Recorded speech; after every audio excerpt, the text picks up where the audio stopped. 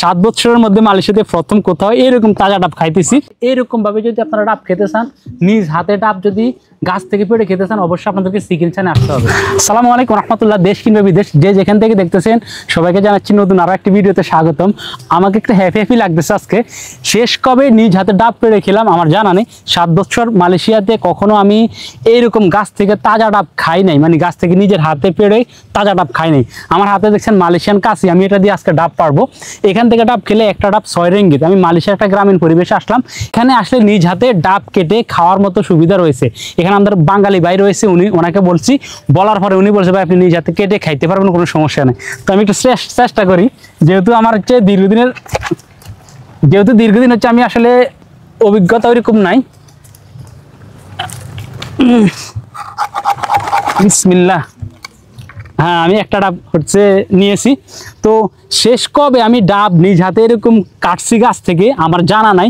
7 বছরের মধ্যে মালয়েশিয়াতে প্রথম কোথাও এরকম তাজা ডাব খাইতেছি। জিনিসটা আসলে অসম্ভব ভালো লাগার একটা অনুভূতি। আমার পাশে যে গাছটা দেখতেছেন এখানে তো অসংখ্য ডাব ধরে আছে, হিউজ পরিমাণ ডাব ধরে আছে। তো এখান থেকে একটা ডাব 6 রিঙ্গিত, এটা যদি 10 রিঙ্গিত হয় তাহলেও আমার সমস্যা নেই। কারণ কি জন্য জানেন, অনুভূতিটা, ফিলটা একদম অন্যরকম, বিশ্বাস করেন যা বলে বুঝাতে পারবো না। তো আপনারা কে কোথা থেকে দেখতেছেন, ডাব শেষ কবে নিজ হাতে পেড়ে খেয়েছেন, এটা কমেন্ট বক্সে অবশ্যই জানাতে পারেন। তো ফাইনালি হচ্ছে আমি ডাব নিয়ে বসে পড়লাম, এখন ডাবটা খাবো।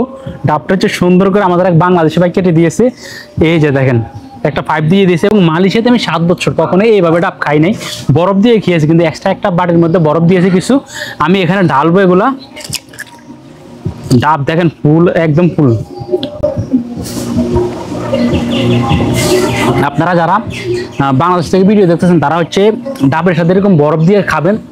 ডাবটা যদি মিষ্টি হয়, এক্সট্রা লেভেলের মিষ্টি আরো ভারী তুলবে এবং আপনার তৃষ্ণা মিটানোর জন্য একটা ডাবই যথেষ্ট হবে। এবং এই মুহূর্তে যিনি ডাব কাটতেছেন উনি হচ্ছে আমাদের বাংলাদেশি ভাই, ওনার বাড়ি হচ্ছে ঢাকা কেরানীগঞ্জ। তো এখানে দুইজন বাংলাদেশি ভাই পেয়েছি, যিনি আমাদেরকে ডাব কেটে দিয়েছে উনি হচ্ছে যশোর, এখন যার সাথে আমার ছবি দেখতেছেন। আর এখন যিনি হচ্ছে ডাব কেটে দিচ্ছে ওনার বাড়ি হচ্ছে কেরানীগঞ্জ। তো এই দুইজন ভাইয়ের সাথে এখানে এসে পরিচিত হলাম এবং খুব ভালো লাগছে ওনাদের সাথে পরিচিত হতে পেরে। তো আপনারা যারা ডাবের সাথে বরফ মিশিয়ে খান নাই, তারা ডাবের সাথে বরফ মিশিয়ে খাওয়ার জন্য সবাইকে বলতেছি। এবং শেষ একটা বিষয় জানাচ্ছি, সেটা হচ্ছে এইরকম ভাবে যদি আপনারা ডাব খেতে চান, নিজ হাতে ডাব যদি গাছ থেকে পেড়ে খেতে চান, অবশ্যই আপনাদেরকে চিকেনশানে আসতে হবে। আল্লাহ পাক সবাইকে ভালো রাখুক, সুস্থ রাখুক। ইনশাআল্লাহ দেখা হবে পরবর্তী ভিডিওতে। আসসালামু আলাইকুম, আল্লাহ হাফিজ।